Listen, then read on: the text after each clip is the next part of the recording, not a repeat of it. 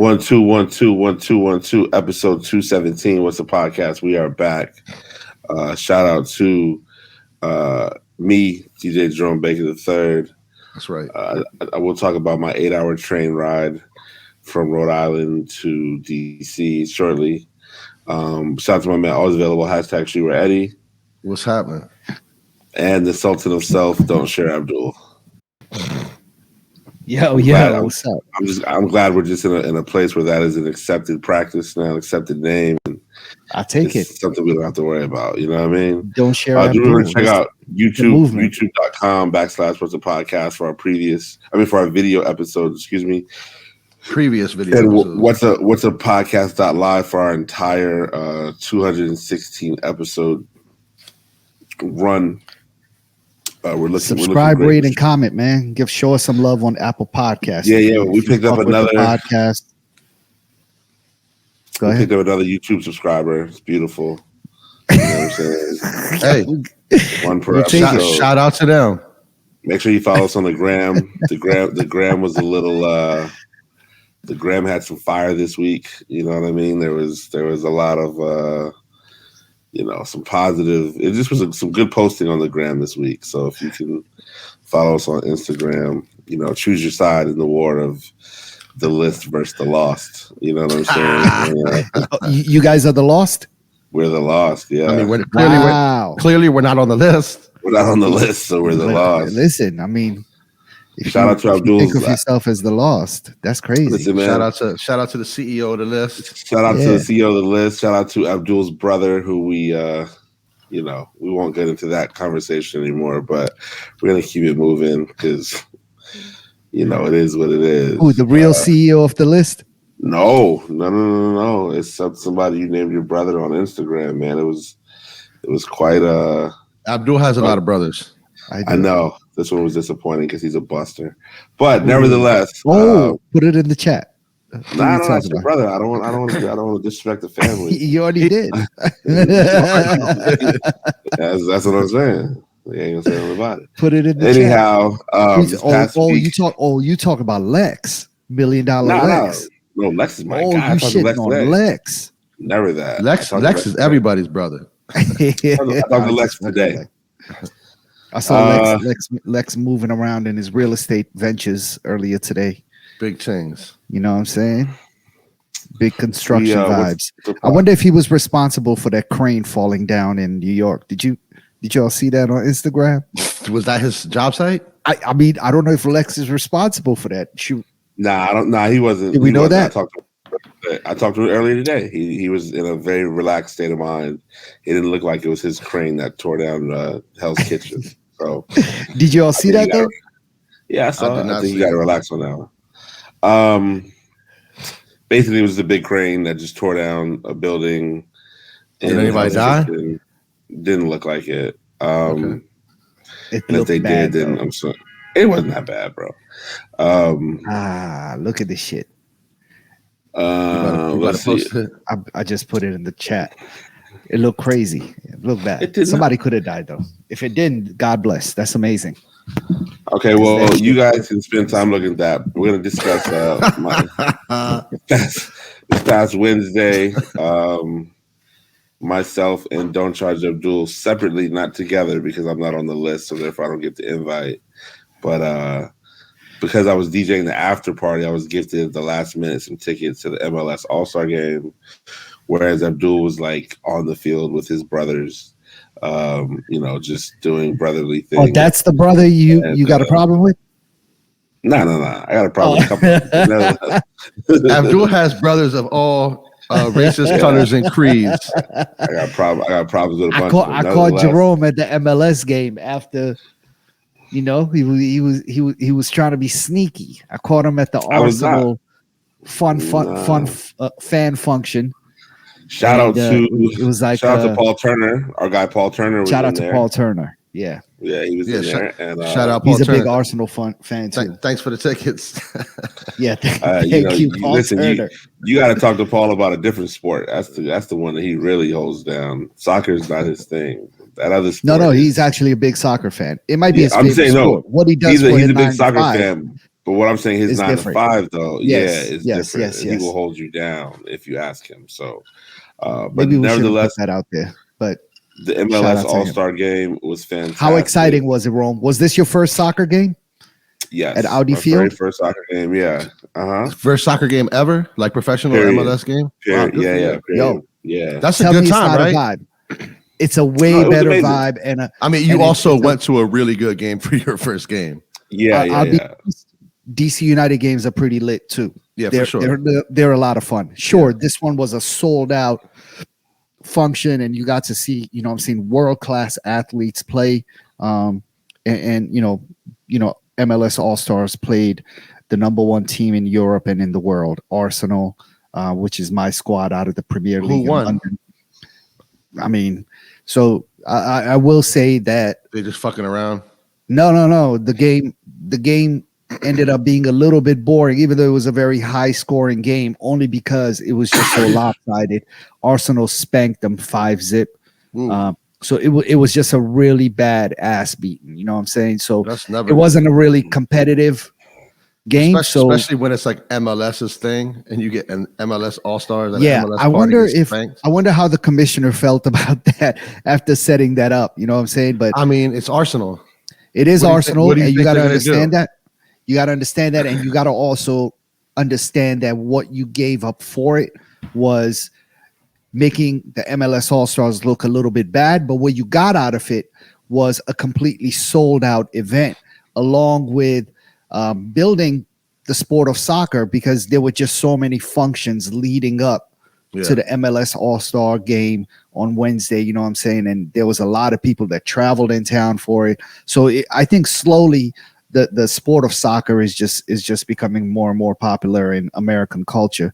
And I mean, we're seeing Messi going crazy. You know what I'm saying? He scored 3 times in his last 2 games. We're seeing LeBron at the games, DJ Khaled, Diddy. You know what I'm saying? All these people are now attending soccer games. Yeah. In what world do we live in when you would think Puff would be at a Miami game? You know what I'm saying? Nobody could ever imagine that. But in this world where we are, where you have a world-class athlete, some call him the greatest of all time. I'm not going to dispute that.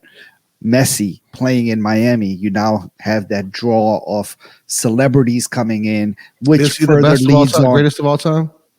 I mean, for me, I'm a big Ronaldinho fan. Okay. But he's up there, man. He is. Some could say that. Unbelievable. Yeah. If you feel like Messi is the GOAT, I'm not gonna argue with you. Okay. You know. Well, it was a solid experience. It was fun. A lot of. Did you get any food, bro? No, I had a DJ after, so I didn't want to risk that. Got you. Did you get any merch? They gave away a wristband that lit up or something like that. I still have that. It was under every seat, but not in. Shit, I didn't know that. I do got the whole Woo Jung Woo collection, varsity jacket, T-shirt. That varsity jacket is kind of hard.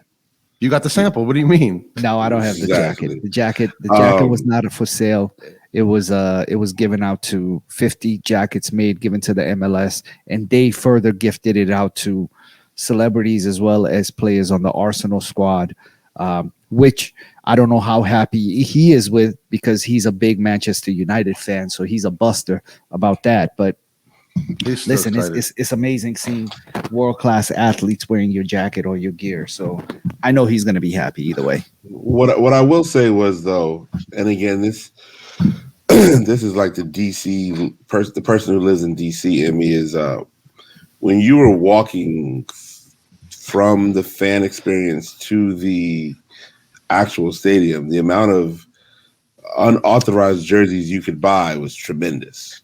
Right? Yeah, Like I was trying to get you to buy at least an unauthorized joint. Yeah, no, I was good on that. But then when you left out, it was full on 14th Street out there. They was cooking everything you could imagine. Like it was Columbia Heights. It was Columbia Heights right outside the stadium. It was so amazing. Oh, they was caking it probably too. Oh, no, but I mean, they let it happen. Like, it wasn't like, what are you gonna do? Like, you never know with people these days, man. But it was very tight just to see that. But I mean, there were so many unauthorized jerseys being sold was crazy. You think the police want to do something about that? They didn't want to. I also time. realized they don't want to work. This is it's not like a baseball game where there are there is a heavy police presence, but for baseball games, which is right across the street, the ticketing people, the parking enforcement is out heavy. Yeah. I was able to just get up there and I just parked on somebody's block illegally, and I was just like, crossed my fingers and said a prayer and came back without a ticket. No ticket. And I did that the day before too, because I went for the skills challenge as well. Same block. Not the same block, different block, but same vicinity and same thing. And I was there for a lot longer that day. I left my car there for like 5 hours and came back with no ticket. So I think soccer games, because it's a smaller crowd, parking enforcement is not out there heavy.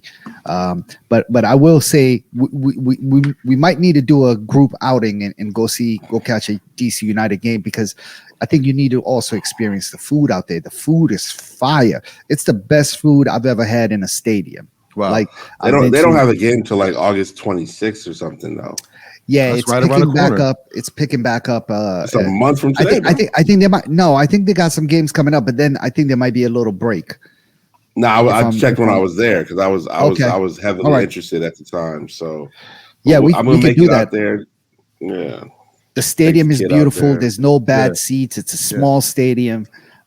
It's easy to get to, and let's go, man. Let's line it up. We're definitely gonna go for when Messi's up here. We gotta go catch a Miami game and watch the GOAT. That's gonna be bananas. Yeah, that's gonna be bananas. But we should go just on a regular game, and when it's not like crazy, and enjoy ourselves, and you know what I'm saying, move up to the front and wild out. I ended up hanging out over there till I didn't leave till about close to midnight. Actually, I was at the stadium just fucking around. What the fuck were you doing? I was outside with a whole bunch of friends, and there was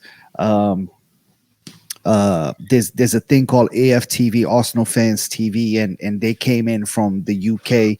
The guys who run that show and who are hosts of that show and are on that show heavy, Robbie and Troops, are well-known personalities in the Arsenal fan world.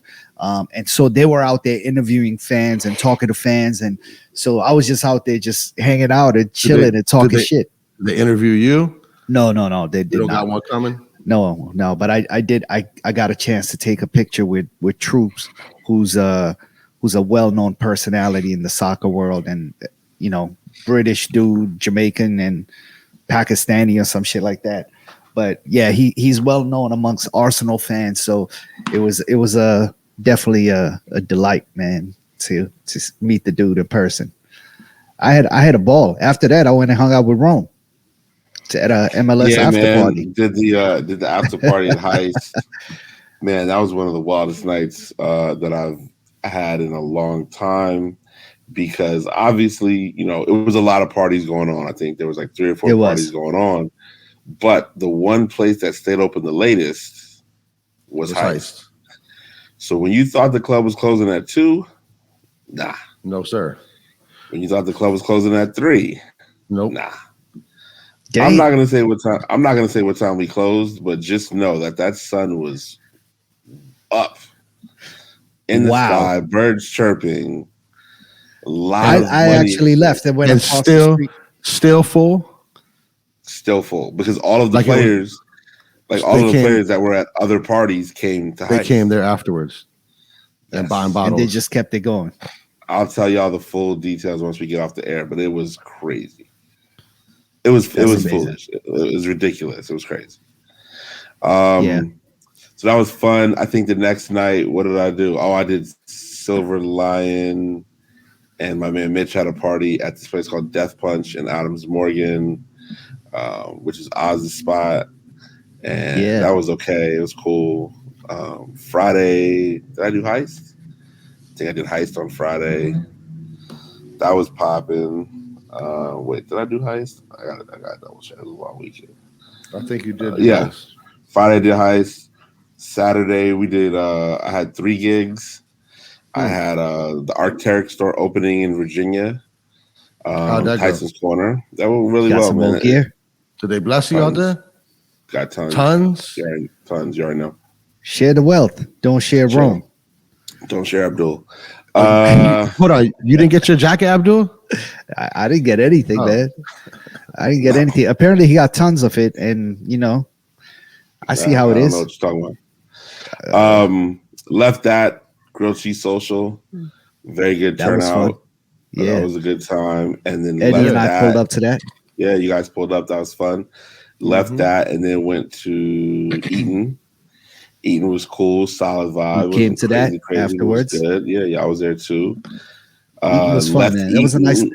We got to talk about who was at Eaton, the legend. Lord Finesse, DITC. Lord Finesse. Lord Finesse was in the building. Yeah, that was fun. Met him. He's a nice guy, humble dude. I told him I'm a big fan. You probably know like 2 songs. I'm a Big L fan. I mean, I know a lot of his catalog.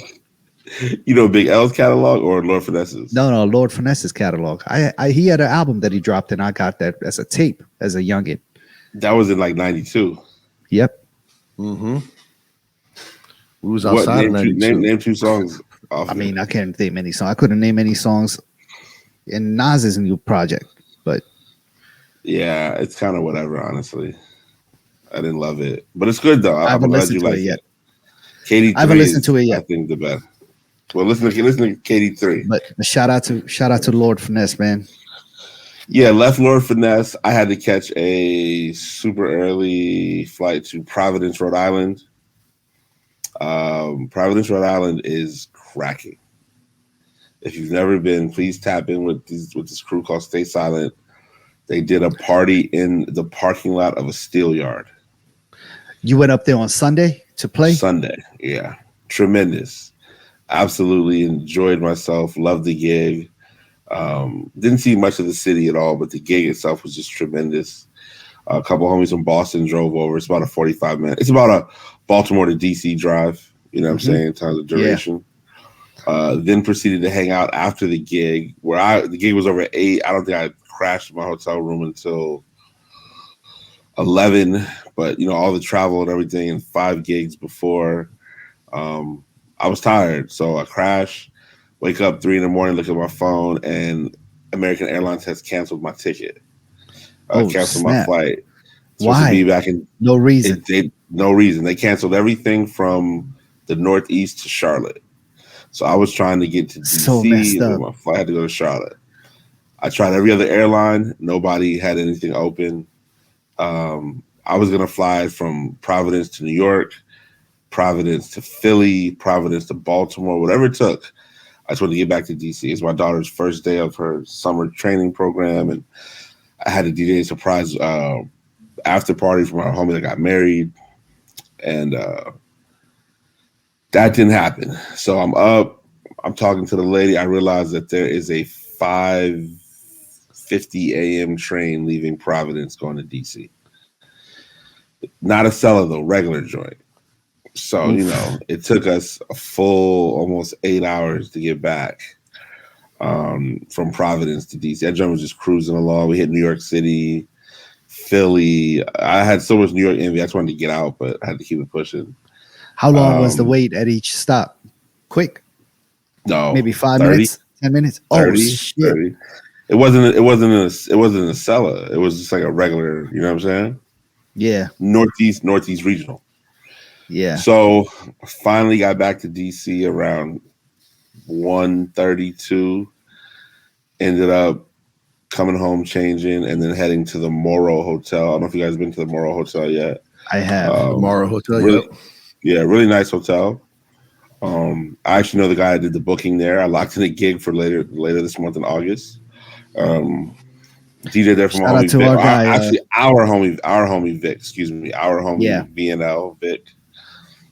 Congratulations to VNL and his lovely wife, man. His wife. I wish I could have made it, man. It was just a surprise wedding and a surprise party, and I ended up not being able to make it to the function. So I'm really kicking myself for not doing that, man. I really wanted to be there, but it was just a very Last minute. It was last minute. It was last minute. Yeah. I mean, I think there's no other way to put that. It was last minute, but it was still like, Yeah. I think there were some people who did know ahead of time, because they had a nice turnout. You feel me? So there was just a good energy in the room. Again, I picked. Where up was it at? I rocked up the Morrow, the rooftop of the Morrow. Oh, he got married at the Morrow. No, he got married at home. Yeah, he got married at home. He got married at home. But this was like a little function for the wedding itself was apparently very the reception. Small. Yeah. Yeah. But a lot of homies were there, and it was nice, man. So shout out to him. Congratulations. We gotta get VNL on the podcast. When if you all remember, you might have heard the name Vic during our NFT days when he gave us a whole tutorial on how to get NFTs. Y'all was sipping the tea like shit. Yo, he was ready. He was fully committed to the NFT world. He sold. He sold. Shout out to our man $1 Million King, who now owns Bronze on 8th Street, a lovely restaurant. But man, both of them sold us, dog. We were pumped.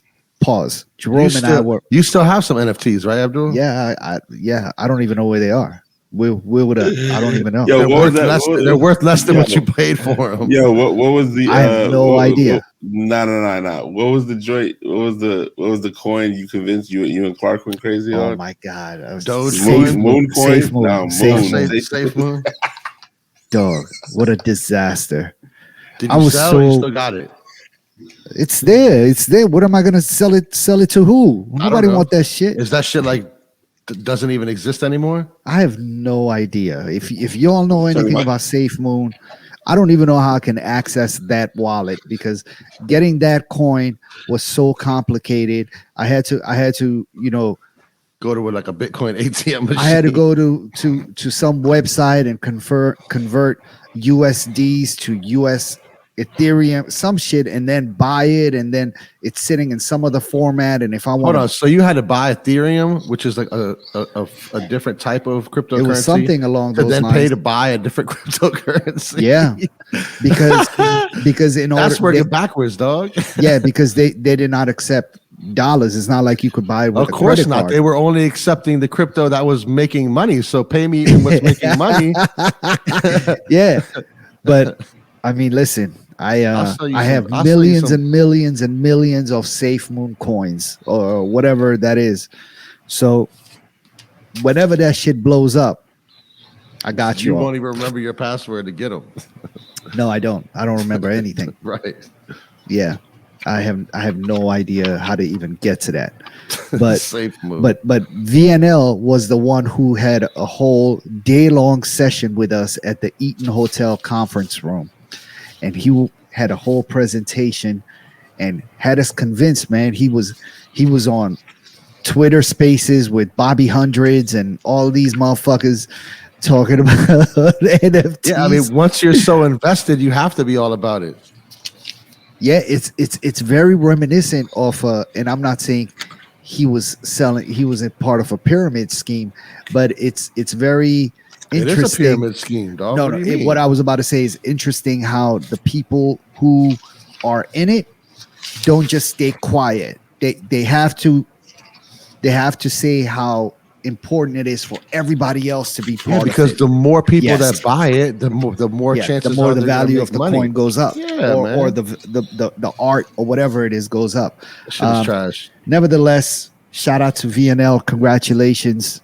Now that I think about it, I'm glad I didn't go to your wedding. You made me lose a lot of money. Fuck you. No, I'm joking. Just send him a gift for Safe Moon. I'm gonna pass all my coins over to him as a wedding present. I'm joking. I'm very excited. That'll be the clip for this week. I'm excited. I'm excited for VNL and his wife, man. His wife is a great person as well. And their kids. So shout out to him. I'm gonna make it up to him, man. We're gonna invite him out to dinner or something like that. We'll all take him out to dinner to like Late Diplomat or some shit one night, and that will be his. We gotta go somewhere. We gotta go somewhere we get a discount at, bro. Yeah, I got a new place. Like where? You got to. Let's go to Bronze. We'll go hang out with Keem. I'm not saying we have to get a discount, but we can go there. We'll make it a reunion. I'd like the NFT world. Episode maybe 217. We will get a discount. You know what we could do? We could go there and be like, "Yo, Keem, we here for." Yo, you just sounded like you were like fast wedding. forward real quick. Yo. I was. Yeah. My mic went out. Nah, y'all both keep breaking up for me though. I ain't gonna front. It sounds a little rough. Oh, shit. But I'm on the good Wi-Fi though, so it's all good money. Same. Anyhow, episode pause. Episode 217. What's the podcast? The biggest surprise in my lifetime financially is now hearing that Kylian Mbappe has turned down a $776 million was a contract offer, 1 year deal to play in what, Saudi League or something like that? Saudi Arabia, yes. Saudi Arabia. I mean, you know, he doesn't. It's, you know, I guess he's not doing it for the money, or he has his moral standards, whatever the case may be. I think in total, though, the offer was 1.1 billion because I think there was a transfer fee. Imagine being that rich to be able to turn that down. I believe there was a transfer fee. That was $300 and something million. For sure, but after you subtract that from 1.2 billion, it's no big deal. Yeah, you know, 300,000. It's like you still left with 900 million. I can't breathe. Oh my god! What a crazy. Just saying though. Just saying. The crazy thing about that deal is it would have made him a free agent at the end of that 1 year, and he could have transferred to any team 1.2. Well, he wouldn't have kept 1.2, but he would have kept the whole 776 million. I mean, this Saudi team at Al Hilal they were ready, man. I mean, you saw LeBron tweeting or saying, "Yo, anybody reaches out to Rich Paul or Mav." Yeah. And Giannis was like, "Sign me. I look like Mbappe." No doubt. I go play for. No doubt. I play good too for 1.2 billion. Oh man, I cannot believe he turned it down. But what this means is that there's still a chance that he could get signed with Arsenal, which is my squad. So I'm kind of happy. You know, they're not gonna give him that bag though. Nah, of course not. They don't need him that bad. It would be great to have him. I'll put it like that. We'd have to get rid of a couple other players, but what league would he be playing in Saudi Arabia? It would be the Saudi league. Right, so he's not even going to be playing against any of his other former teammates. No. You could play exhibition games. I mean, the Al Nasser, which is the team Ronaldo plays for, also in the Saudi league, is playing in what are those things called? Like just like friendly competition games with like Barcelona right now. Yeah, so that's happening. Actually, it happened like yesterday or today or something like that. Yeah. In Japan, actually, you saw Verdi. Oh, they played PSG. Actually, that's who it was. Verdi, and shout out to Paulo, our guy, local DMV native, no doubt, who is Verdi's right hand man and his business partner. They had a collab with PSG, and so that game is happening in Japan, and it happened yesterday or 2 days ago. But yeah, so he got to see Ronaldo and Neymar was rocking his shit. It's pretty tight. Hell yeah. Yeah. Shout out to Paulo, man. He's doing his doubt. Thing. Yeah. Yeah, man. I think obviously Mbappe has his reasons, and you know, we'll get those at some point. I'm sure somebody will ask him straight down, like, how do you turn down that much money? But we'll see what happens. What's a podcast episode 217?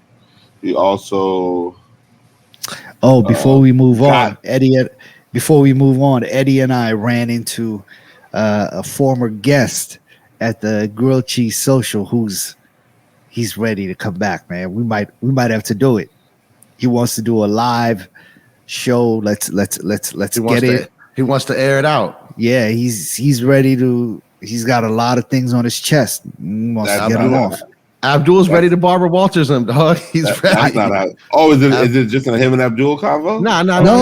He wants to come on the podcast. Nah, we're not doing that. We'll talk about it off air. Yeah, we'll talk about it off air. What's the podcast episode 217? Recently, I think the end of last We week, should too. the Washington, which is not going to happen. The Washington Commanders their sale was final, and a minority owner in the group that bought the Commanders is the one and only Magic Johnson. You said minority or majority? He's a minority owner he's a minority owner of the group He's a minority of the group. Yeah. No. See, because that sounds like he's the only black guy in the group. What I'm that's saying that's what I thought you were talking about. No. He is like, there's the whole group, and he's a minority owner in that group. Is there other black people also? So he owns the smallest percentage. I believe there are other black people in the group. Yes. Oh, okay. Yeah, that's why I want to be like, we don't know them. I don't know. That wasn't the point of the headline. The headline is that Magic Johnson was in DC. I don't know if you guys saw this at the press conference, hooting and hollering, dancing to go-go music, and just really just feeling the vibe and really just sort of attaching himself to the area. Well, Magic Johnson has a connection with this area already. Yep, he's got a shopping center in Waldorf. He's on Laurel, isn't he? He owns the Starbucks on Howard's campus. He started it. I don't know if he still does, but that Starbucks was a Magic Johnson Starbucks, and he has a movie theater in Waldorf or like one of them areas. Yeah, PG County. Yeah, for sure. So shout out to Magic Johnson. I'm still not a Commanders fan, but I'm going to the Commanders are playing the Cardinals here in DC this year, so I'll be at that game. Let me ask you something. Wait, say it again. Go ahead, Abdul. No, I was just gonna ask, being now that you've been to a soccer game, where do you think what game has a better vibe? What stadium has a better vibe? The United Stadium, Audi Field, or FedEx, or an American football game? I'm gonna say that I got to see a regular Audi Field game. That's fair. Based on last week Wednesday, though, what are your thoughts? You're favoring soccer as it stands right now. When I went to the football game, they were like the worst team in the league, so it was difficult to make the distinction. So hold on one second. Yeah, Eddie, you've been to DC United games though, haven't you? I've been to a few, and for sure. Yeah, I definitely like the vibe there better than the Redskins game. For sure. I think I enjoyed the sport better. And I also like that you can get in and out of there way easier than FedEx Field, because that shit is a mess. What's going to happen with FedEx Field with this new ownership? Are they going to stay over? What part of town is that? Where is that? Landover? Landover, yep. Landover, Maryland. Are they going to stay there? Are they going to come back to the city? Or are they going to go to VA? I don't know what they're thinking, but I think they just need to come back, man. They just need to come back. Where are they going to go, though? Tear down RFK and rebuild it. Yeah. Okay, now we're back. That would be ideal. Yeah, you already have the space there. You already had a professional stadium there, a big ass stadium. Also, RFK was not no little shit. No, it's huge. Yeah, so you could tear it down or completely gut it out and make a new stadium and make it, bring it to the 21st century. No doubt. I think they have to tear it down. Tear it down and build a new one then. Yeah. And it's easily accessible by metro. Public transportation is readily available. It's right off the highway. It's accessible, and they already have parking lots there. If you're going to drive, I never drove though. You know what I would do to plus bring those jobs and revenue to the city, man. Yeah, the name is Washington Commanders. It's not Landover. No doubt. Bring that shit back to the city. But I will give a cheat code anytime you have to go to RFK Stadium, whether it's for what did they just have there? Broccoli City or any of these functions, or if it becomes a stadium. What I used to do was I would actually drive to like Eastern Market area and park in the neighborhood one metro stop away. And just park on the street, hop on the train, go down one stop, get off at RFK. And that way I was able to get in and out. You know what I'm saying? Yeah. And at times, if the wait for the train when you're leaving was really long, I also walked. I could have it's a quick walk. It's a 10-minute walk to my whip. which I would not recommend for everybody, but I did it. I think they're probably good now. Yeah, maybe times have changed, but those neighborhoods used to be a little bit sketchy. But you know, I don't have anything valuable on me, so if you It's all catch good. me, I mean, and you can catch me for real, because I'm gonna run. If you can catch me, you can have my phone. episode Yeah. 217, What's a Podcast? I think that now that Abdul is going to outrun your robbery attempts, it is. We should have a best race to- one day. Who do you think is the fastest amongst the three of us? I would probably say the guy who runs every morning at 5 a.m. Yeah, I is probably can't the run at fastest. all. So like, what are you That's talking right. about? Your knee is done. Okay. Yeah. Yeah, my knee is done, but I'm thinking of having surgery in January though. I might have got to go doctor's- up against Silent Tom. Silent Tom I looks gotta- like he could be a fast little motherfucker. I got a doctor's appointment soon, so you know what I mean. It's going down. You had one surgery done, right? Two. Yeah, I had one. I'm trying to get two at the same time. Though we'll see how. It But goes. you're trying to have not the same surgery you had before on the other leg. You're trying to get all new knees or something. What are you trying to do? I'm trying to have. So whatever they didn't do what it's supposed to do. So I'm trying to Right. get that one fixed, and then I'm trying to see if they'll at least look at the other knee and see what's up with that. If I need to, if it goes beyond the MRI. Yeah. So we'll see what happens. But episode 217, What's a Podcast? In some very disturbing news and news that's brought up just about a lot of very unintelligent conversation. We were all alerted that LeBron James' son, Bronny, who was 18 years old, had a cardiac arrest. What I learned though is that there's a difference between a cardiac arrest and a heart attack. For sure. A heart attack occurs when there's blockage of an artery that supplies blood to the heart tissue. This causes a lack of oxygen supply, death of heart cells, and symptoms like chest pain, but the heart usually keeps beating. By contrast, cardiac arrest means that the heart stops beating. Oh my goodness.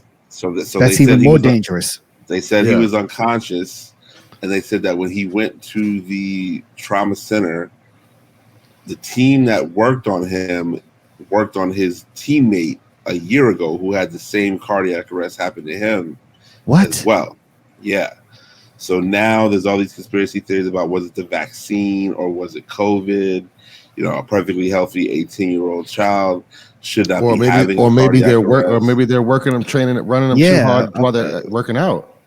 That could be related because I wonder I would say if his teammate had the same thing happen. Right, it's not like it's a schoolmate or just some other random kid that's 18. I would say they might be working them too hard or they might be giving it too much. You know? I think it's tough to make that decision based on.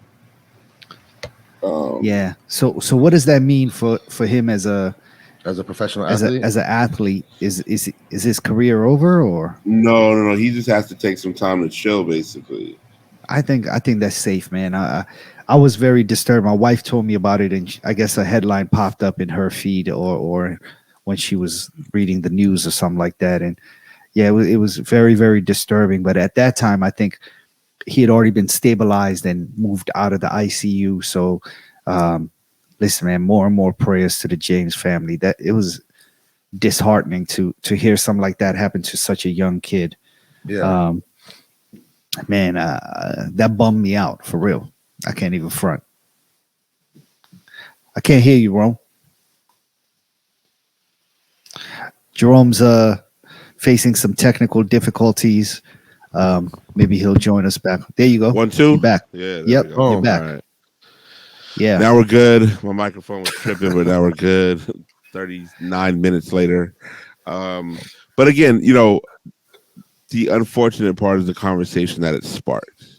Where did it happen? Was he at practice when it happened? Yes. Yeah. He was at practice. He was doing some for USC, right? He's committed to University of Southern California. So they're actually getting ready. They're actually getting ready to go on a trip across the world. I believe they're going to Europe, a couple countries in Europe. USC is Trojans are. USC is USC. Okay. Oh, wow. Yeah. Yeah, it was some sort of workout at school. his new college now, and that's when it happened. And his teammate was somebody who's also at USC, not like one of his like league. Yeah, teammates. so it's like a guy who's like a year older than him or something. Had it happen to him last year as well.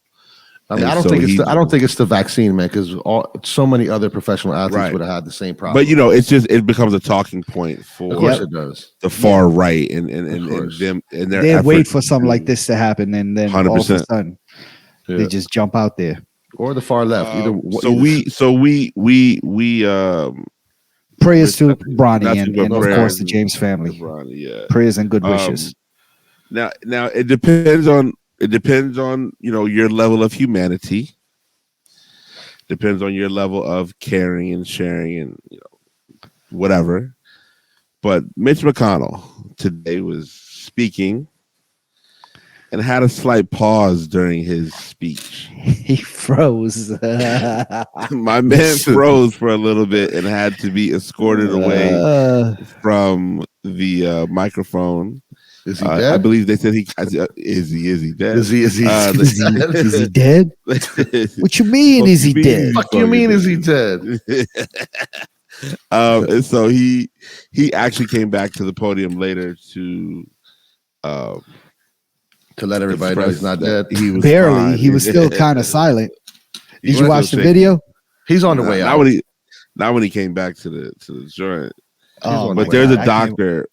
There's a doctor that I follow on Twitter. He's like he's a former NBA doctor, and so he basically gave what he believed was he was like, "Yo, dude had a stroke." You know what I'm saying? He was like, if he said if I were to give him to run a test and diagnose him, he's like he had a stroke up there. You know what I'm saying? And he's like, my best guess is this is not the first time that has happened, but it's obviously the first time that happened in public.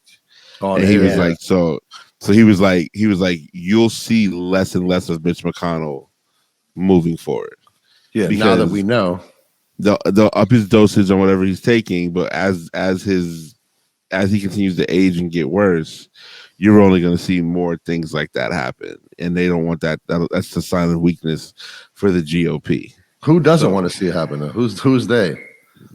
Them, they. Because I would say, well, I want to see it. I want to see him get out of here. But I hope he dies on air.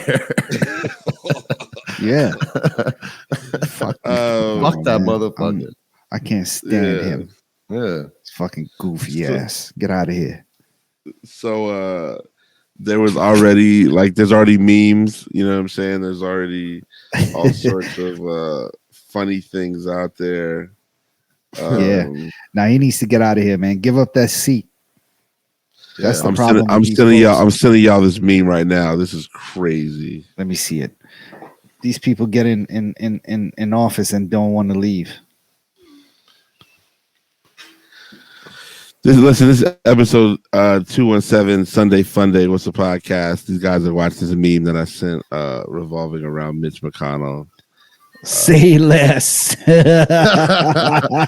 Yo, he looks dead already, though. Yeah. Like my man looks like he's aging terribly. Hilarious. Yeah, I want him to die. But that's what being a Stone Cold racist does to you, man. You age terribly, so who cares? Yeah. So what's the podcast? Episode 217 Sunday Fun Day. So are we talking about this coming Sunday is going to be Sunday Fun Day or this past one? It's the name of the episode, but yeah. There was, I believe, and let me get this right so that we don't catch any flack. Okay. Oh, also rest in peace, Sinead O'Connor. She was 56 years old. Well, that's young. Yeah, I don't know if I remember any Sinead O'Connor songs. Yes, you do. Y'all? I do? Yeah. For sure. Didn't she do something controversial on Saturday Night Live or something like that, like 30 years ago or some shit? I believe What did she do? She shaved her head or something? No. She shaved her head, but she had it shaved, but she was singing about like the Pope or something like that. The Pope and them covering up all of the sexual abuse against the pedophilia. Yeah, all that kind of stuff. Oh, I'm with that message. So I know who she is. No, but you'll know some of her songs. I don't remember what she was trying to prove. So she was calling out the Vatican and the Catholic Church for all the pedophilia Yes. and sexual abuse stuff. Ah, okay. And they said at that time, which was 1992, that there were 70,000 victims, and now the number is probably quadrupled. Oh, now it's there's like a million probably. So there's a UFO whistleblower by the name of David Grush. Yeah, we're fucked. And so he basically is saying that the non-human biologics have been discovered and are in the like possession of the U.S. government. Yeah. He's saying like a UFO crash, and there's somebody that was driving it that was living that wasn't human. That's not a human. Yeah. This is crazy. This is just confirming everything that every fucking science fiction movie we've seen. So basically what he says is this we're so fucked. The U.S. is concealing a long-standing program that retrieves and reverse engineers unidentified flying objects. A former Air Force intelligence officer testified Wednesday to Congress.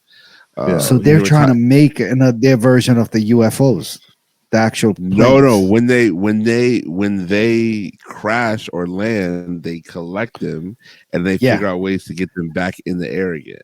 Exactly. Not saying they trying to reverse engineering back. Yeah, they're trying to. It is some sort of weapon or something like that. They're probably trying to figure out the technology. Yeah. Yes. Like, how the fuck are they like? Yeah. Yeah. So UAP. But there was something that was, for lack of a better term, alive, living at one point in time in one of those machines that they caught, and they have the remains. Asked whether the U.S. government had information about extraterrestrial life, Grush says U.S. has likely been aware of non-human activity since the 1930s. The Pentagon has denied all the information. The Defense Department said they can't verify it. But basically, I mean, they're trying to make it out like he's this disgruntled former major who got dismissed, not respectfully, whatever they call it. But he's dishonorable discharge.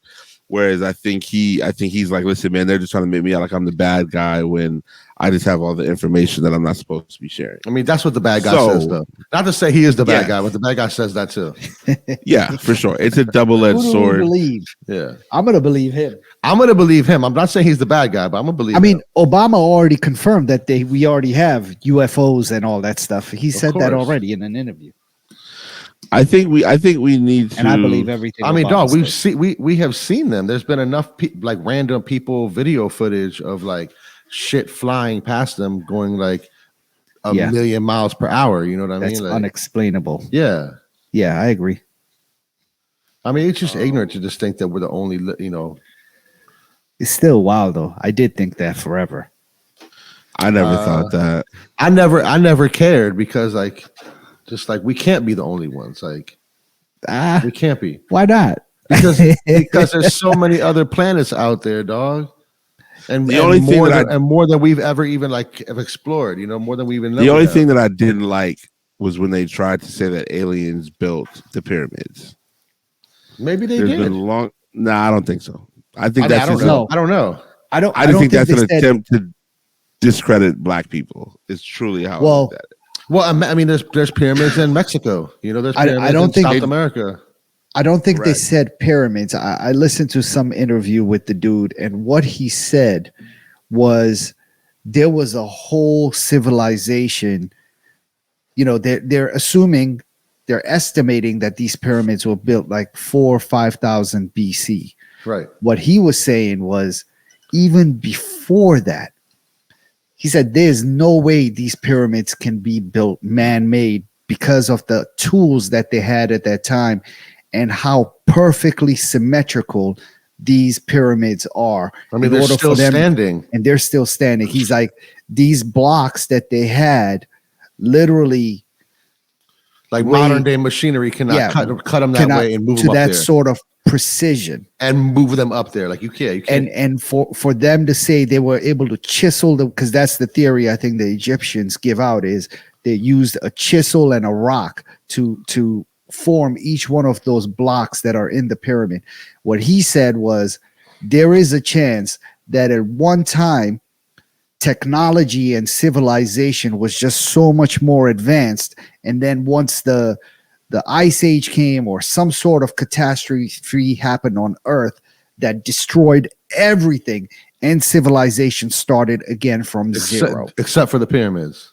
Yeah, well, the pyramids survived it, but he meant human forms maybe just disappeared, right? So, so his estimation like was stumbled across the pyramids and were like, we're just going to take this shit over. Well, it was in their land, but yeah. So, I mean, what he said was he assumed that when they said 4,000 BC, he thought that it even was before that. He was thinking more like 11,000 or 12,000 BC, which is another 8,000 years before what they're now saying that the pyramids were built. Damn. Yeah, I mean, listen, it's an interesting theory. I don't know who to believe. I don't know if I really care, to be honest. Don't care, yeah. But it is interesting to hear that side of it. Yeah, I mean, there was a lot of I don't know, how could they fucking made stuff with such precision at such a time when there wasn't supposed to be anything. There was no tools they they didn't even have a chainsaw. No. Again, man, if you look at the link that I put in the chat, it's literally, did aliens build the pyramids and other racist theories? So I just feel like, they. I mean, I don't think it's racist to say that aliens built the pyramid. I think you're taking away from the level of advancement and sort of and sort of the intelligence of those people. You know what I'm saying? To think that they're not able to pull something off this, so it has to be aliens. Like that to me is just because. But then how do you explain? I mean, not that you're right or wrong, but how do you explain similar structures on different parts of the country or the world, for that matter, and very, very similar type of architecture and structures in different parts of the world by different ethnic groups of people?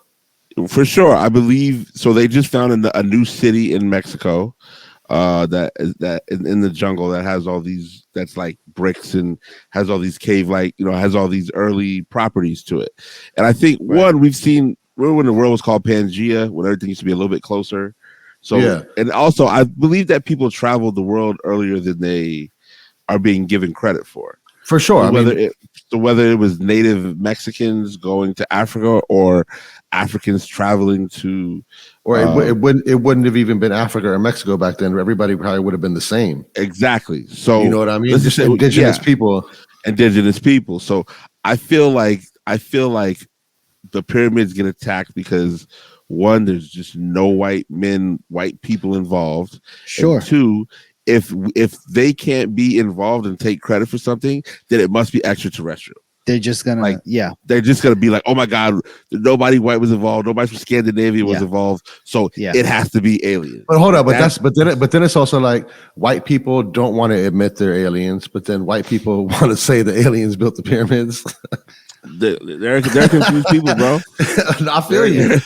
They're confused people. It's like aliens real? No. Who built the pyramids? Aliens. They don't know what they want to do. You know what I'm saying? No doubt. Sometimes they want to rap, sometimes they want to be country singers. You never know. You feel me? So I just feel like to not give them credit is just super unfortunate because I mean that is the technological advancement. That's the greatest thing this world's ever seen. Yeah. You know what I mean? Everything else you can trace to when it was made, its purpose, et cetera, et cetera. Yeah. They've gone in they've found all the writing on the walls, all this stuff. Stolen everything out of them. Stolen everything out of it. You can catch it at your nearest British museum. Yeah, they tried to let Travis Scott try to perform there, like all this other crazy stuff. You think that's going to happen? No. Probably. It better not. Jay-Z going to make that call. Yeah. To who? To Egypt and be like, I'll give y'all $100 million if you let Travis Scott perform. What is he signed to Rock Nation or something? He's signed to Live Nation. I think Jay-Z has something to do with him. Oh, okay. I don't see it happening. I hope it doesn't happen. I don't want it to happen, but I don't trust. I kind of want it to happen. It would be cool to see, but I think you're. Imagine if he threw a concert there, how much it would ruin the whole fucking area where the pyramids are. You know what I mean? That's another thing. Like you're gonna ruin everything. It's also kind of sacrilegious with some of the. I think culturally Egypt is just not ready to handle the Travis Scott show, to be completely honest. Yeah, I just Travis, man, go perform, go to Poland or something, bro. You feel me? Like go to Sweden. Go just don't do that. Don't do that to Africa. How did he land on Egypt? Like what was going on? I think the rollout strategy of this, session. The rollout of this whole album seems to be sort of a post-apocalyptic coming from the sand into the from the rubble to the you know what I mean? So they got sand and desert in Texas. That's true. You know what I'm saying? Do that shit out there. Yeah, do that shit out there. Yeah. So what's the podcast episode 217? Travis Scott. We clearly won't be getting invited to the Travis Scott performance in Egypt, and that's okay. I believe listen, Streetwear Eddie, I'm not sure if we talked about it, so you can tell me. Abdul and I, we weren't sure about this earlier, but did we discuss the Sean Paul Susie shirt last week? We did. Okay, so we won't get back into that. Yeah, I just didn't recall. Maybe my dislove for it made me forget about it very quickly. But it did drop. It dropped on Friday and sold out online in about 45 minutes. So listen, I shout out to Sean Paul. Numbers don't lie. Numbers don't lie. You feel me? So it did well. Did well. Speaking of our guy, Don't Share Abdul, we made a very successful Instagram post this week. If you're following us on Instagram, let us know. The list versus the lost. You know what I'm saying? It's there. And that's all we're gonna say about that. Just follow us on the gram. You know what I mean? Follow Don't us Share on the Abdul. gram. Yeah. Podcast IG. He said that some heavy hitters hit his DM. You know what I mean? My name was being tarnished out here in these streets. The name is my name. I've always tried to look out for my brothers. The one time I couldn't. Anyhow, the one time it should have been the easiest. How could it be the easiest? It was the hardest because it wasn't even my shit. If there's anything that ever has my name on it, you definitely gonna get one of them because my name is on it. Did you do it? Did you put it on there? Did I put what on there? Did you put your name on there? No. Oh, okay, that's what I'm saying. It has my name on it. Yes, but I'm not the one who put my name on it. That's true. That's true. It was somebody looking out for me, and they decided to share their love. You see how that goes? You got to pay it forward. Somebody looking out for you, right? But what do I do? Demand shoes, and I did.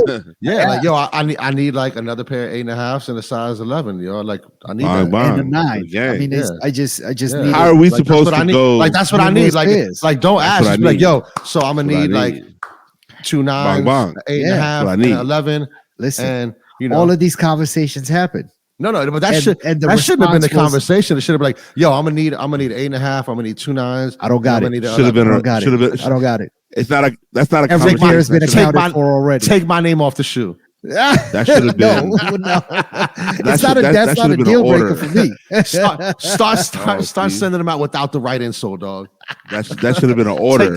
Take the right insole out, dog. Anyhow, listen, we had $1 Million Lex here on the podcast, and he confirmed to my asking and making sure. That's how you went about it wrong. You didn't ask. You're not supposed to ask. You're supposed to say, I'm gonna need 8.5, 2 9s, and 11. That never works with the person with Clark. That just would not work. And the answer was they're already taken. Every pair is already spoken for. Yeah. Sorry. Yeah. I mean, no doubt. Yeah. We'll just get them from PG. Be ready I ain't getting that from nobody. Tell me. The list versus the lost. Yeah, that's it. That's gonna be our T-shirt. It's gonna get us to Paris. And did you see? Speaking of Paris, did you see that the EU is gonna start making Americans traveling to Europe get visas? That. Yeah, what's up? Yeah, but they're only starting in 2024. Yeah, but it's $7.79. But it's you also have to get approved for your visa, and you got to let them know what country you're traveling from, and they have to approve your visa. Yeah, you gotta get busy soon, and it's $7.79. It's just a way for the EU to make money. Too many Americans. I don't care how much money it is, but some people may get denied. Yeah, you know? that's true. There's a chance you might not get that visa. Yeah. So I mean, hey, I respect it. They're like, hey, y'all been doing too much stunting over here. Y'all been doing way too much. You know what I'm saying? I think they Fashion Week was behind the reason for that. what if they put that clause in there? They're trying to get that money. I think this whole summer was because I think Americans were in Europe going crazy. They still are. Yeah. Like, I don't know if you guys seen that Instagram account, Dude with the Sign. Yeah. And one of the signs. I don't follow it, but what was the sign? How are you all affording Europe this summer? That was the sign that he held up. Listen, valid question. Very valid. Because the euro and the dollar is the same, so that's how you can afford it. Yeah, but still, you still need money to go there. Though, and hotels are more expensive over there. Everybody's working remotely, dog.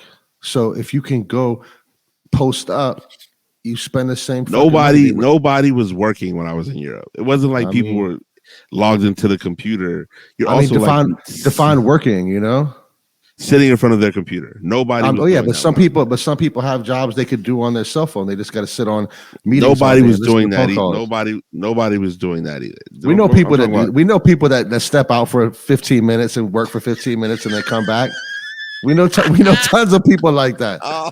It's true. I'm just not present company excluded. I'm just saying there's tons of people that have those jobs. That was an incredible shot. I love that. No, that wasn't a shot. That was just a fact. And who? Yeah, that wasn't no shot. No shot. This is friendly fire over here, dog. Oh, there we go.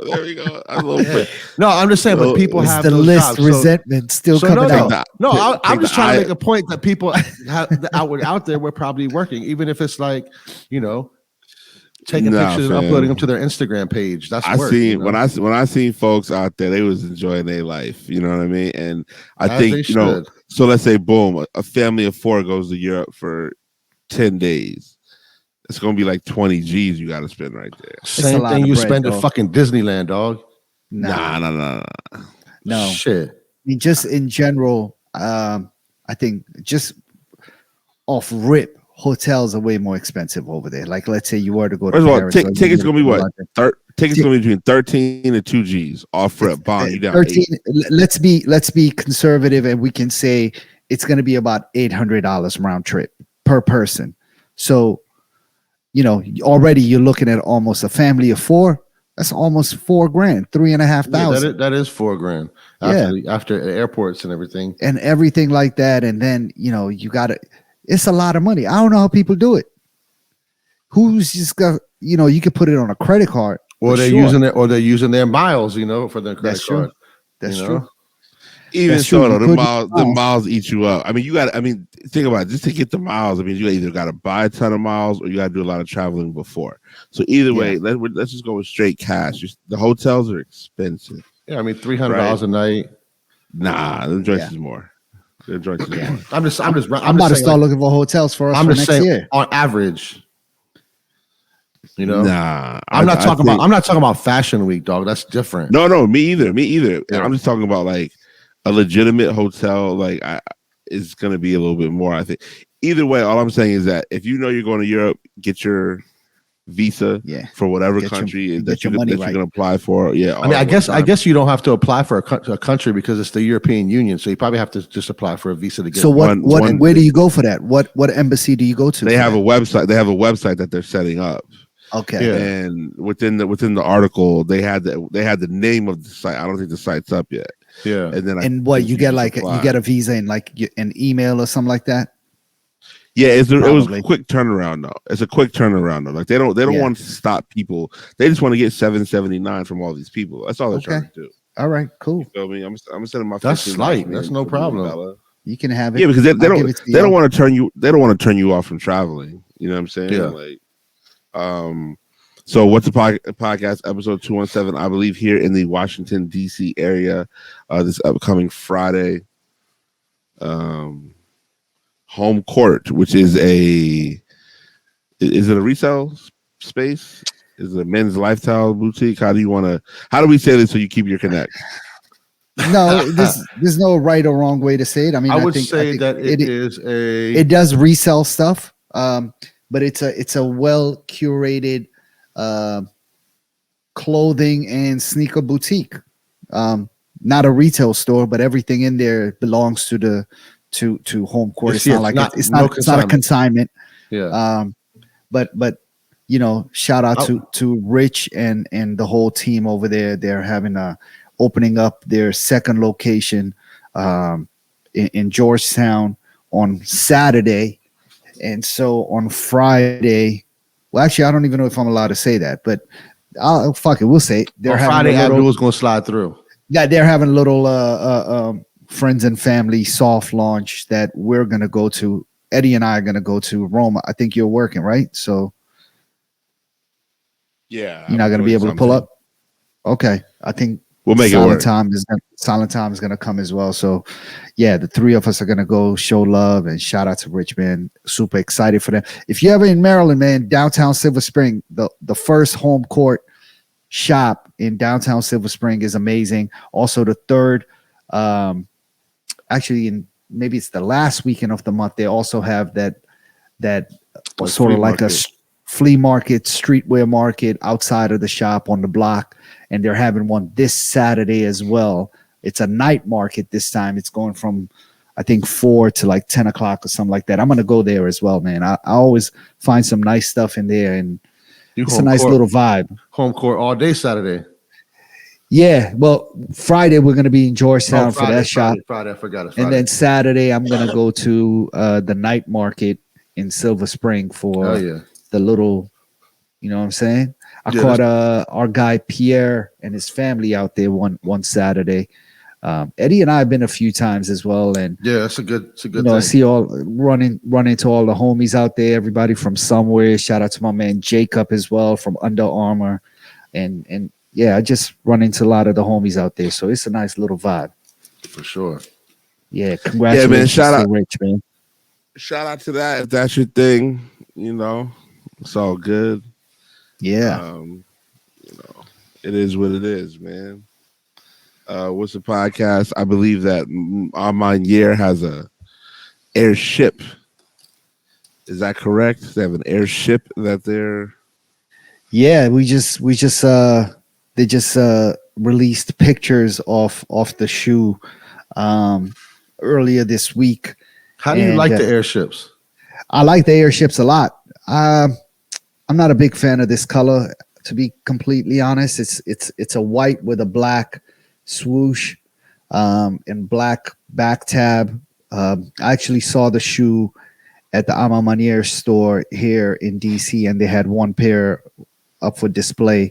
The midsole is a little bit, kind of gives that vintage look, a little bit worn out. I prefer ship they did one maybe last year or something like that. It was white with royal blue or navy blue or something like that. That one was a lot cleaner. That was Armanier who did that also? Yeah, that was Armanier as well. So this is a second air shipment. Yo, they're just dropping. James Whitman and the Whitaker group is just dropping sneaker after sneaker. They're not even taking any breaks, man, because we're already seeing, they just, Social Status just did the Mac Attack last week, actually.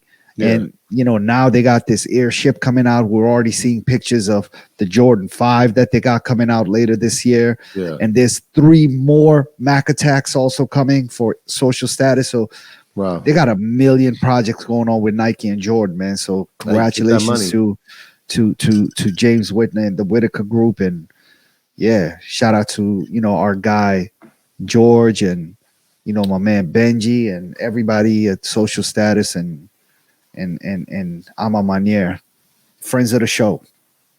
No doubt. Shout out them for sure. Yeah, Abdul, any other sneakers you want to talk about? I know that's like your thing. I mean, at this point, I'm just excited about. I'm looking forward to these Terra Squad Air Forces. To be honest, man, I'm excited to see you get the baby blue pair. If I can get them, yeah, hell yeah. I like the white and black pair, but I like the white and black pair too. Yeah, I want to get all of them. Yeah. multiple times over. I like the pink and gray ones he wore. I don't think those are coming out. Nah, I think those are friends and family. We don't Those are stand a fire. chance in getting Yeah. those. Those are fire. The pink and the gray. I thought the blue ones were friends and family. No, I thought they said one pair, and I think the black and white one, the panda colorway joint, are gonna maybe be everywhere. And then I think maybe the baby blue pair is up NYC exclusive, which is Fat Joe's store Dope. in New York. And then I think the third pair is a friends and family pair. I believe that might be accurate. And listen, correct us if we're wrong in the comments or in messages or whatever way you want to talk to us.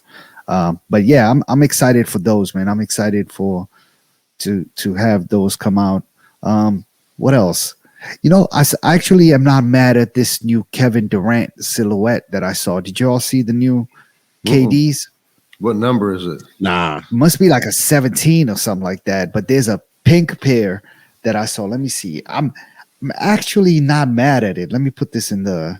I think it's 18. Maybe it could be 18. New KD sneaker, pink.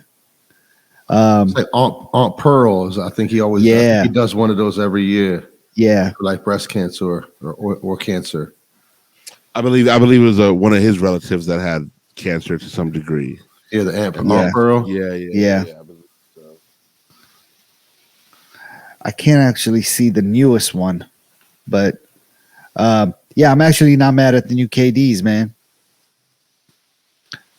I'm gonna cop the new Kyrie Antas whenever they come out. For real. Yeah, I think they're gonna look nice. I'll be honest. I think they're gonna look nice. I like the way the Kyrie 7s looked, and yeah, but the guy who designed the Kyrie 7 is not working on this shoe. I think Kyrie has good taste in sneakers, man. I think he's not gonna disappoint us, and he's gonna put out a. He won't let no bullshit come out. Yeah, he's not gonna let any bullshit come out. Yeah.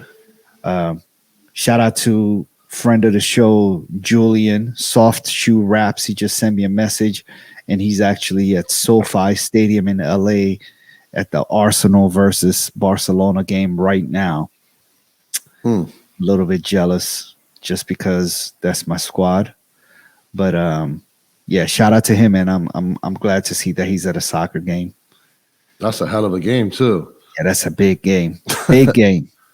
I enjoy seeing my American friends who predominantly only know about American football and basketball now experiencing new things to them, like soccer. You know what I'm saying? I like that. Well, again, I think it's soccer and golf, right? Like I saw Golf, DJ yes, Money. another big one. Yeah, DJ Money. DJ Money was playing golf. Well, let's go beyond Cali because he's corny. But I think when you look at let's play rugby. Yeah, like when you look at Steph Curry and you look at J.R. Smith and you look at some of these other prominent black individuals, they have a following already. And again, as your sort of physical skills deteriorate, and I don't mean like to the point where you can't function. And cycling, but you should throw cycling in there as well too. Cycling too, yeah. But golf that people of color discover, black people especially, low impact, correct. So golf is just still competitive. You know what I mean? It's still very it's expensive. I think the barrier for entry has always been pretty high, but it has a terrible past. A lot of racism included in the past and stuff like that. But now you see new groups of people. I mean, even to an extent, like Ben Baller has a golfing podcast. Like he's a golfer now. You know what I'm saying? Like his podcast is with J.R. Smith. And I think the guy that runs Malbon, which is a huge golf brand, you know what I mean? Yeah. So I think people enjoy these different sports. You know what I mean? These sort of individuals. Also, that guy used to be the guy that owned Frank's Chop Shop. Remember that? Yeah. Ooh, Mike. Sure. Yeah, Mike Malbon. Yeah. So I mean, you got to figure like relocated to LA.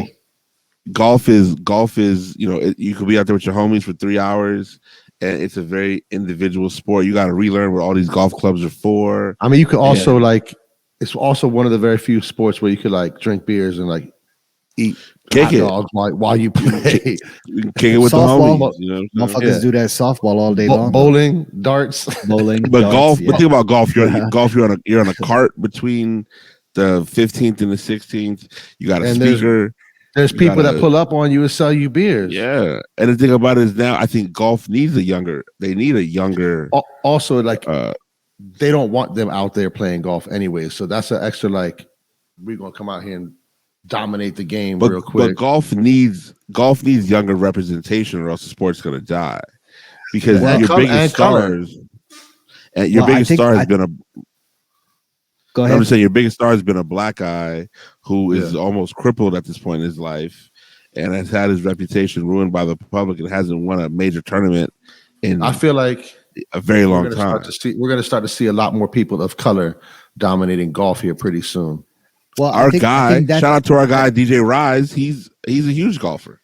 Yeah, I think that's what the new Saudi league is actually bringing to the table is their set of rules. You know, golf and the PGA has historically always been a very uppity and super tight. You know what I'm saying? They have a lot of rules and regulations about no music or loud people, or nobody can talk when somebody's taking a swing. You have to dress a certain way. You got a certain way. They have a dress code, and nobody's allowed to wear shorts. And with the new Saudi league, all those rules went out the fucking window. Yeah, like they were playing. You know what I'm saying? They had Future playing when my man was teeing off, and you know people were screaming and wilding out and having fun, and you could wear shorts. And so there was none of this stuff. All that like strict rule stuff went out the window, and they got killed for it by the PGA. But eventually the PGA had to conform and join teams with that Saudi league. What did they call again? Live or Live? Mm-hmm. Live. I think that's the name of it. And they had to conform, and they had to join forces because this is what the people have spoken. It's becoming a younger and younger, more diverse game in sports. So you have to accommodate everybody in it. It's not just for white people anymore, dog. Fuck out of here. Yeah. Well, I think the thing is that it's definitely not just for white people, but it's also for younger people, right? And so you have to get off of the good old boys club, the good old boys network. Like it's no longer that. You have everybody plays golf. You feel me? So what's a podcast? We'll print up some polo shirts. We'll hit the links in about September or October, get it cracking. Shout out to my little homie, my family friend, my man Leo, Soft Swing Leo on Instagram and TikTok. He actually went to Morehouse and played golf in college, and he now does videos and teaches golf. He's also young, and he was off that class. It might have been during COVID that graduated and their whole loans were forgiven. Remember that? Oh, that's dope. Remember that? What was that? 2020, 2021 or something like that? Yeah. Whatever class that was, he was one of those kids in that graduating class whose whole college loan was forgiven, and it was paid off by what's my man's name? The black billionaire. I don't know, but I remember it. Bob Johnson? No, not Bob Johnson. We could call him the other one. The black billionaire. Black billionaire, dog. That he works paid for off me. everybody's loan. But Leo Leonard was also part of that group. But he's nasty in golf, man. And shout out to him. And he's an old family friend of my wife's, and I've known him since he was a little kid. His older sister his whole family is like our family. His mom and dad. Everybody and sister and brother, so shout out to them. But he's amazing at golf, so I love watching him and his golf videos. It's tight. I love seeing. I go running past Haynes Point fairly often, and every time I see people of color, especially black people and young black dudes on the course or young black women on the course, it puts a smile on my face, man, because I'm like, this is how motherfuckers take over sports. Like tennis, we're already seeing it. You know what I'm saying? Another sport that was predominantly white historically is now being dominated by the Williams sisters, and now we're seeing more and more black faces and other people of color who are coming into the sport and dominating, dog. City Open, we're there next week, right?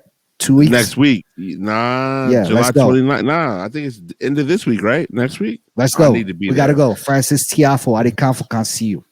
I'm down to go to the early round games, and then I think next week I'm gonna head up to Brooklyn to catch the Book of Hove Tuesday or Wednesday. I'm gonna go check that out real quick.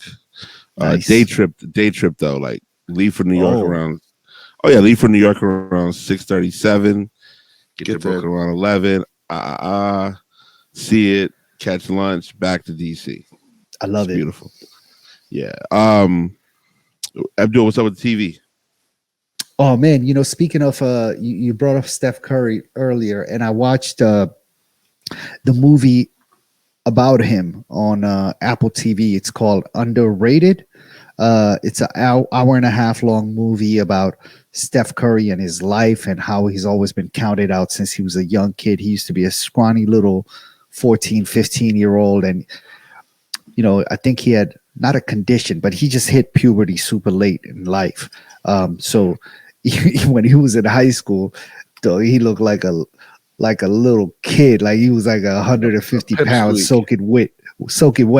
But yeah, it's a beautiful story about his life. I didn't know I didn't know a lot about him because I don't follow basketball much. But yeah, he ended up at some small liberal arts college outside of Charlotte or Raleigh or something like that called Davidson College. It's only like 2,000 kids in the whole school, and that the coach really took a liking to him and saw something in him that maybe a lot of other coaches did not see.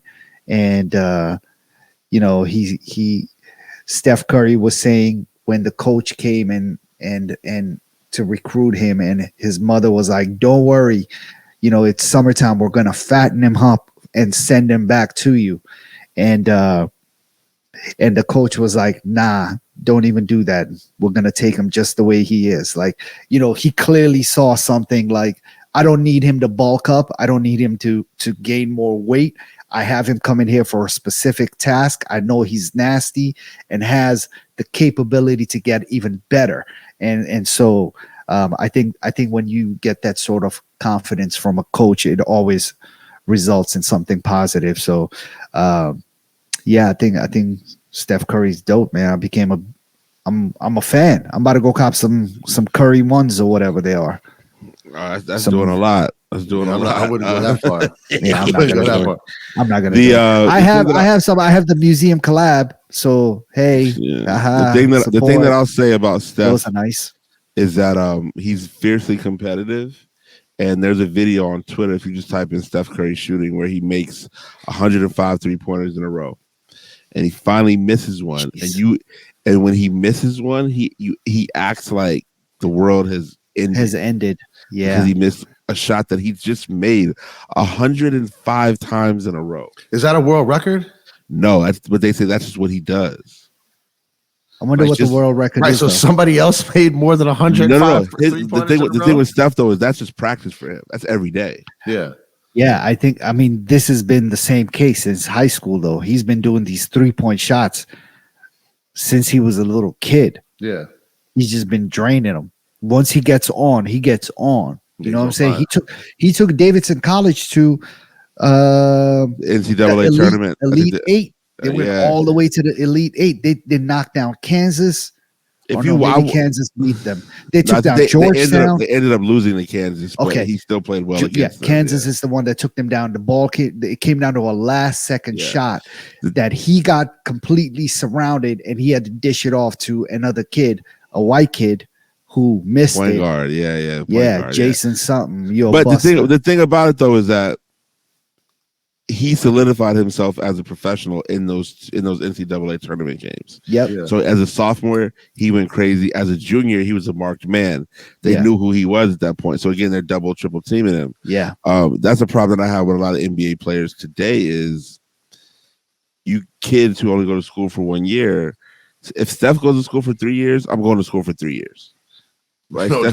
Steph is one of the greatest players of all time. I know, I hear what you're saying because your game could get better, but Steph also came from a place of a little bit more privilege because his parents were successful. His dad was a professional athlete, so he came from a lot of money. And a lot of these kids sometimes come from situations where, going professional really changes not just their lives, but their families' lives financially. That's going to come.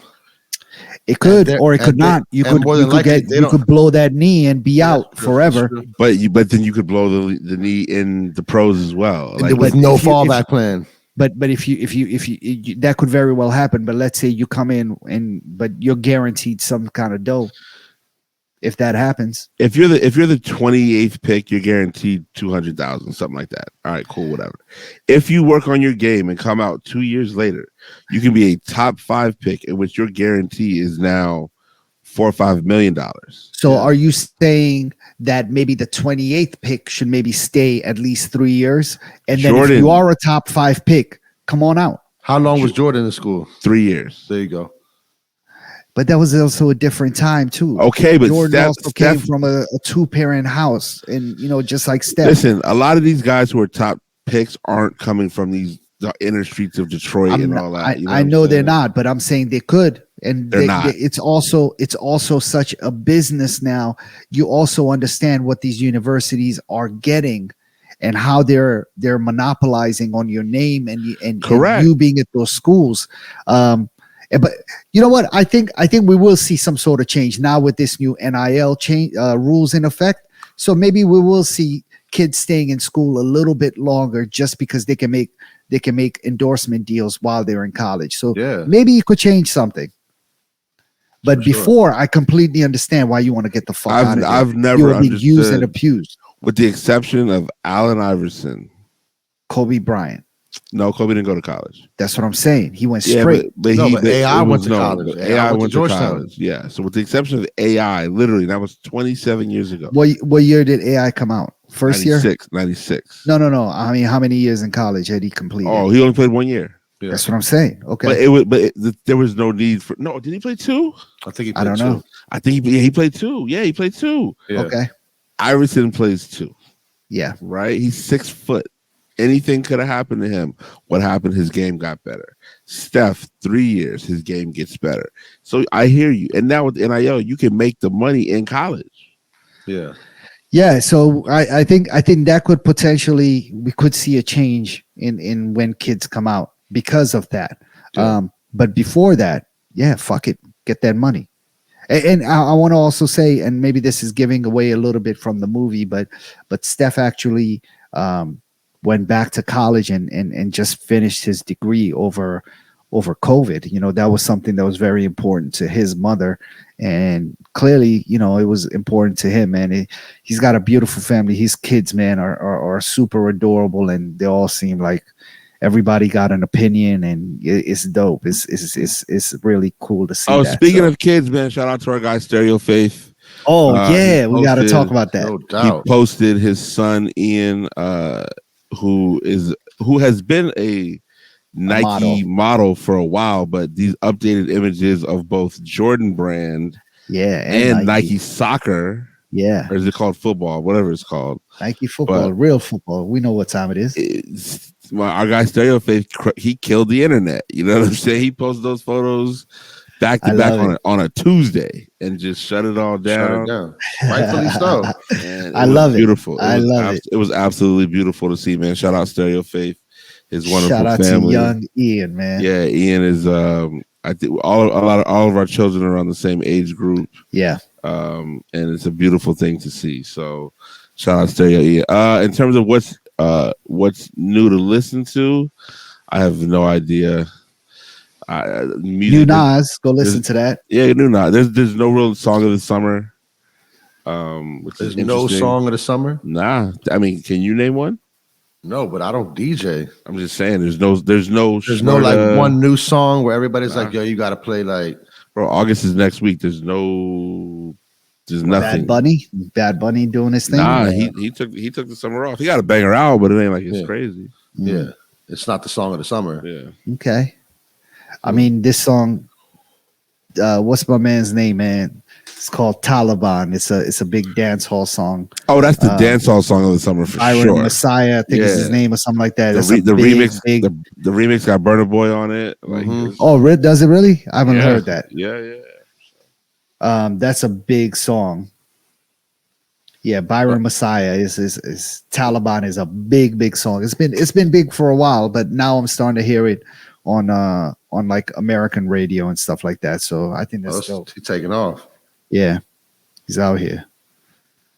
What's the podcast? Episode 217. I believe we did it once again. A 90-minute version. So we had some quality topics to speak about. If you're in Washington, D.C., you still have time to go to the Darling Nikki 2-year anniversary. Oh, yeah. So this comes out early Thursday morning, parties Thursday night. We actually have an event at Commonwealth early from 7 to 10. So pull up. Yeah. Tomorrow. Yeah, tomorrow night. We have a run at from Arc'teryx to Commonwealth. Oh, look at that. And then cross collaborations. And then Commonwealth to Darling Nikki 2-year anniversary. It's going down. If you're in DC, pull up. I'm gonna try to get Tom to edit this tonight because I know he has a busy day tomorrow. So we're trying to get it out for the people. So Silent Tom, come on, let man. us know. We need this out at 5 a.m. Shout out to my guy, always available. #Shooter Eddie. Peace, gentlemen. Don't share Abdul. Don't charge Abdul. I'm actually going back to that name. Sultan of Self. The Sultan of Self. Don't share Abdul. I am Jerome Baker III. We are out. Peace. Peace. Peace.